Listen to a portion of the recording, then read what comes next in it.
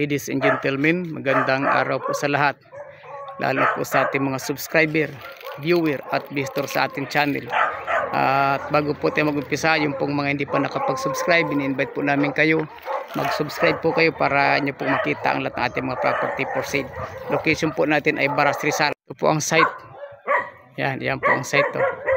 Napakaganda po. May puno po ng saging. Yan, mga sagingan siya. At halos patag po ang lupa, may mga konti-konting slope siya, pero wala po tayong rolling na rolling. At maganda pong gawing warehouse itong lugar ito. Sa mga naghahanap po naman po na site na pwedeng i-develop as housing, pwede po ang lugar na ito. Ito po yung site natin, no? Napakarami pong tanim na saging. Masipag po ang caretaker. At may mga mangga tayo. Mga mangga natin, hindi na po ito baba ng 20 taon. Nasa bandang kanan ko yan. Kagandaan po ito. Ang laki po ng prontahin natin dito sa kalsada. Yan o. Yung po ang bakod na yero. Hanggang dyan din po tayo. Ito po ang loob ng site.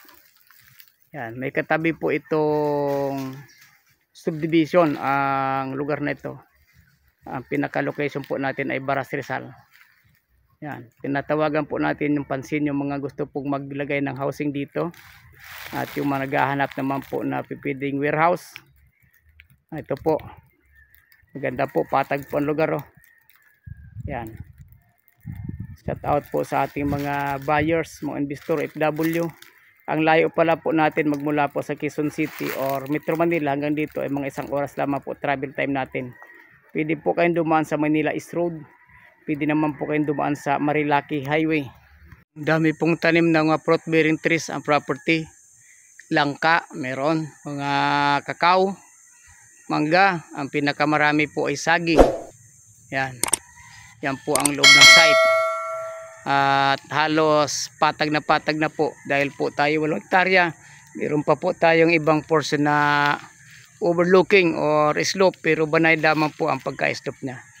Ang dami pong kakao sa ngayon sa loob ng property at may mga mahogany. Yan po mga kakao po yan, mga nakita niya camera na yan. Oh. Ang mga kakao na hinog na yung mga bunga dahil hindi pinipitas, nangatutuyo lang. Yan, oh. Kasi pag hindi po pinitas yan, yung kakao na yan, matutuyo lang po yan. Oh. Yan po yung ginagawang chocolate or cocoa. Ang dami pong langka sa loob ng property. Oh. May mga niyog at marami rin pong mga mahogany. Sayang mga kakao, dami pong bunga ng kakao. Hinog na po mga kakao, hindi mo pinipitas. Di siguro sila marunong gumawa ng tabliya or kahit man lang yan ay gawing yung cocoa, maganda po yan, inumin. Yan, oh. Ito po sa harapan ko naman, oh. Langka, yan, malapit na pong mahinog yan. Yan po, nasa pinakagitna natin ng property. Dami po talagang tanim ng mga kakao. Kakao, mahogany at mga langka. Yan, sa mga naghahanap po ng malapit lang sa Metro Manila, 8 hectares po ito. Nasa salubungan po ang dump truck dyan. Kaya hindi po natin problema ang access road. Papasok sa property. May kuryente, may tubig. Yan. At dito po ay flood free. Sa mga buyers po na naghahanap ng property na mabibili, wala pa po kayong agent, pwede po kayo magpahanap sa amin. Sa mga lot owner naman gusto magpabenta, pwede rin po.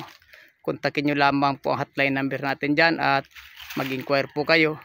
Kung ako po gusto nyo makausap, text nyo po ako at request nyo na tawagan kayo at ako po mismo tatawag. Happy viewing po at maraming salamat.